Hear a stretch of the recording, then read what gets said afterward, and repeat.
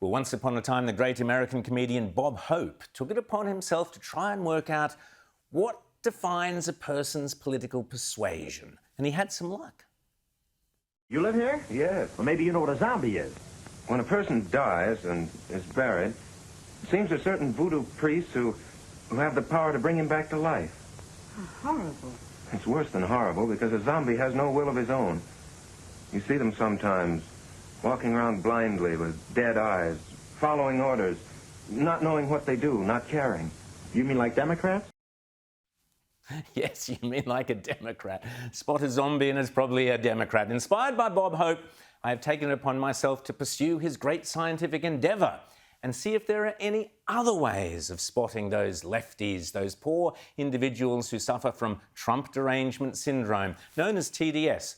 Do they, for instance, have any unique defining characteristics? In order to further my research, I have assembled a random selection of chronically afflicted TDS sufferers. Any Trump supporters out there? Hello. If you come into my work with some Donald Trump propaganda on, you're getting harassed. You are getting harassed. I don't make the rules. I just follow them.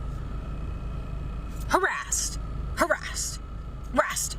Now, here's a fun one. I'm calling out all MAGA supporters. All MAGA supporters. Okay? All the MAGA supporters that want to sit there and talk about people who dye their hair. Okay, guys, quick update. Insider just told me there is a lot of activity getting ready to go down right now. They are getting people in position as we speak. I had a follower reach out to me regarding the military base that she lives on, and she said that there is a lot of activity there. Like, I should be, like, cleaning my gun and slinging it on my back and going to war. Like, our democracy is being completely dismantled. Nobody's standing up. I mean, we're all standing up. We're all trying to stand up and scream, but, like, nobody's doing anything. Nobody's walking in there and arresting Elon. Nobody is stopping Donald. The court's not stopping him from doing anything.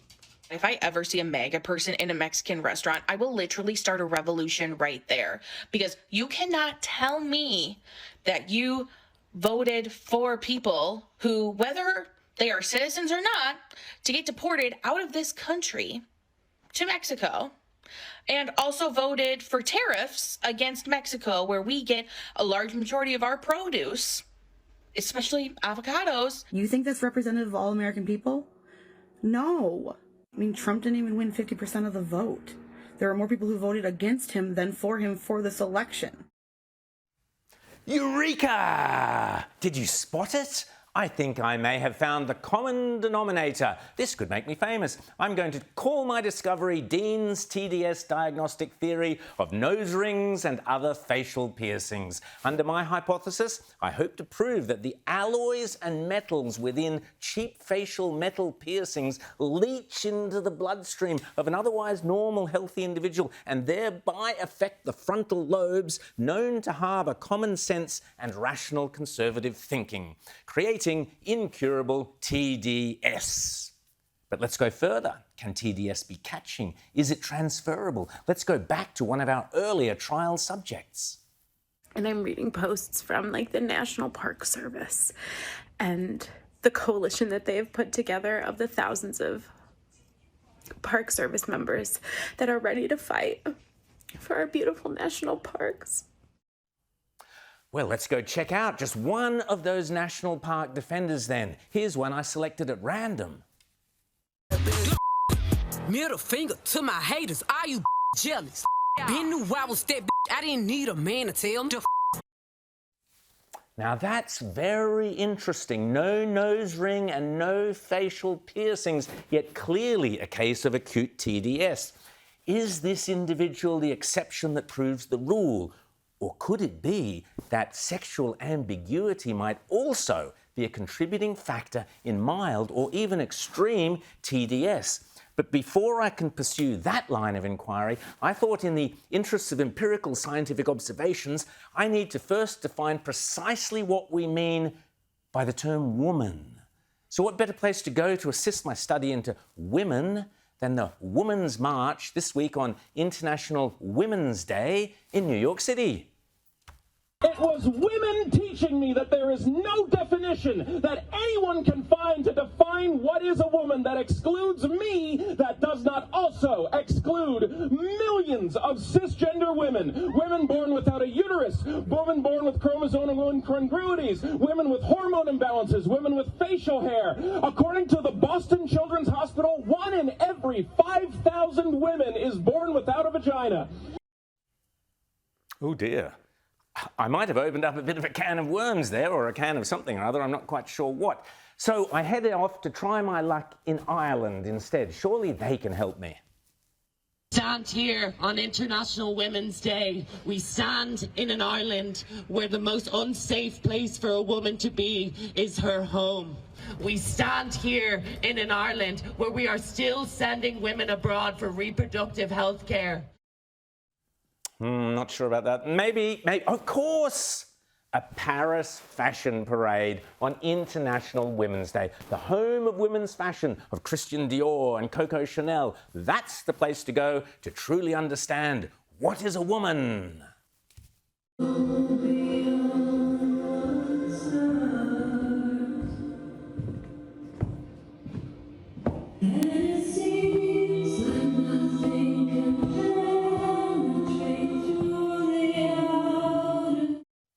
Zoot alors. Well, it might be safer to hit the streets instead. Let's check out the Women's March in Paris on International Women's Day, la Journée Internationale de la Femme, to discover what is a woman.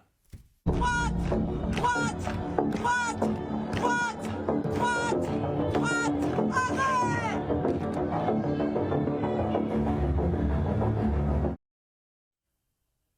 Good grief, I'm not sure about you, but I certainly detected a whiff of early-stage onset Trump derangement syndrome right there and then. But back to my initial thesis regarding facial piercings and acute TDS. What I need is a control group. Is it possible to have chronic Trump derangement syndrome and not have any facial piercings? If you voted for Donald Trump, you are not a Christian. You have no right to claim that you love God, or you love Jesus, or you love Jesus' word. What you love is systems of control. You see, the exception proves the rule. But more importantly, this is the holy grail of my research. Is it possible to have facial piercings and recover from chronic TDS? The reason I am so critical of the Democratic Party right now is because I literally just left it, just like a lot of other people. I was a bleeding heart liberal like all of you. I mean, blue hair and everything. I mean, believe me, I have plenty of pictures proving that I was all in. If you would have asked me a year ago, I would have said there is no way in hell I will ever vote for Donald Trump. Oh my goodness, could this be patient ground zero? Could there be a cure for TDS even if you do have a nose ring? The left has convinced you to be so anti-Trump that they will get you to argue for things that you used to be against. All of this summed up is exactly why you are losing people every single day. As bad as you think that you are making Trump look, all you are doing is making yourself look 10 times worse. And this last election very clearly showed that, because Trump increased his numbers across every single demographic. Well, it looks like my Nobel Prize for scientific research is secure. But finally, I had to discover the precise event or person that actually cured those former Democrats of their TDS. And to be honest, I could only come up with one answer. Word salad, also known as Idioticus candidatus camalis. And even this week, she was out there working her magic all over again.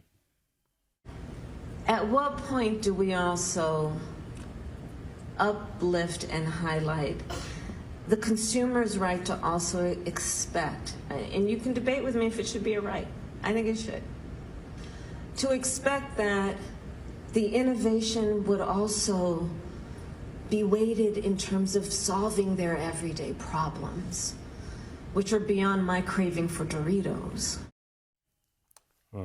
Very deep, very profound. Guess it's the American Renaissance with our very own Washington correspondent, Natalie Winters, co-host of Steve Bannon's War Room. Natalie, great to see you as always. Now, I want to talk to you about this Mahmoud Khalil character. He's this vile individual who was one of the ringleaders of the Columbia University anti-Israel protests last year, terrifying Jewish students who... It turns out this bloke was in America on a green card visa, and the good news is Trump has said he will now be deported. Common sense, of course, but the left are losing their minds. Have a listen to your colleague, Caroline Levitt, talking about this. Mahmoud Khalil was an individual who was given the privilege of coming to this country to study at one of our nation's finest universities and colleges. And he took advantage of that opportunity, of that privilege, by siding with terrorists. So, Natalie, how important is it that Donald Trump sets the standard, starts defunding the universities for their anti-Semitism, starts kicking people out? How important is this for the MAGA revolution? I mean, it's critical. I think this has become a flashpoint for two reasons. First and foremost, it's nice to have an administration that will actually call out domestic terrorists and I guess wannabe international terrorists when you look at what this guy said about October 7th for what they are, instead of coddling and granting them green cards and inviting them into our most prestigious universities so they can take whatever they might be learning there. I don't really know what they're learning there nowadays and use it and weaponize it against the United States of America.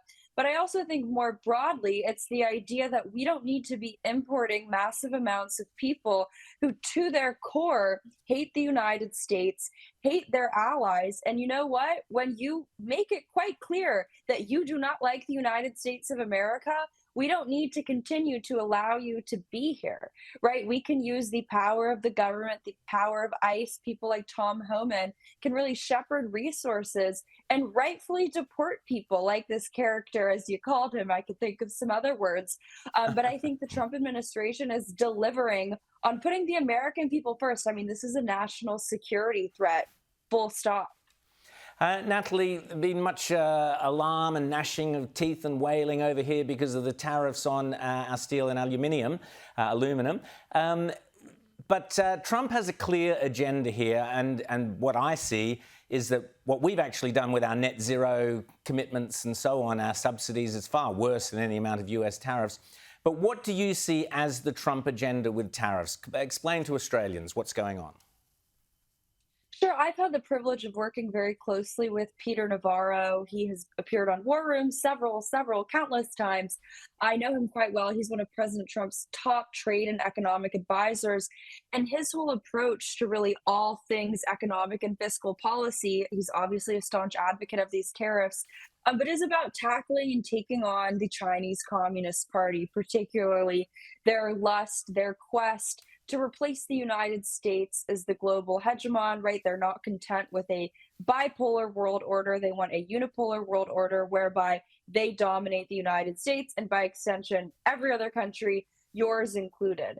And the way that they've done that is by making the United States essentially feeble and reliant on them for all of our manufacturing capabilities, whether it's automobiles, prescription drugs, you name it. Basically, every industry in the United States of America has been outsourced to China, and more precisely the Chinese Communist Party. So in turn, they can weaponize these supply chains against us. So that is really what is the driving force. In part, of course, it's fiscal and it's economic policy, but it's really more rooted in national security. And I think serving as sort of a buttress or a bulwark against the Chinese Communist Party's continued economic predation against the United States of America. And in the same way that Australians should fight to put Australia first, even the Chinese people should fight to put China first. So I don't think they would argue that that's necessarily the Chinese Communist Party. A lot of these trade deals that America has pursued for decades have really only left our ruling class, our elites, enriched, really at the expense of the American working class. And these tariffs, I think why you're hearing such consternation about them is because it's the same people who lied to us for 4 years telling us that Joe Biden's economy was so great. Well, now it's that same, globalist kind of sect within the media that's now melting down over these tariffs because, newsflash, President Trump is weaponizing the American economy on behalf of the American people and against this sort of globalist Chinese Communist Party type authoritarian world order, which I think really rests on decoupling America from really its former destiny, which is being a manufacturing powerhouse. And I think not just for the United States, but for Australia too, a world in which China is dominating us economically is not something that benefits anyone. Natalie Winters, let me just say that is the best explanation I've heard from anyone. We've had acres of newsprint here in Australia. You won't read any commentary as insightful as what you've just given us. Thank you so much. That's why we've got you there in the White House, Natalie. Fantastic.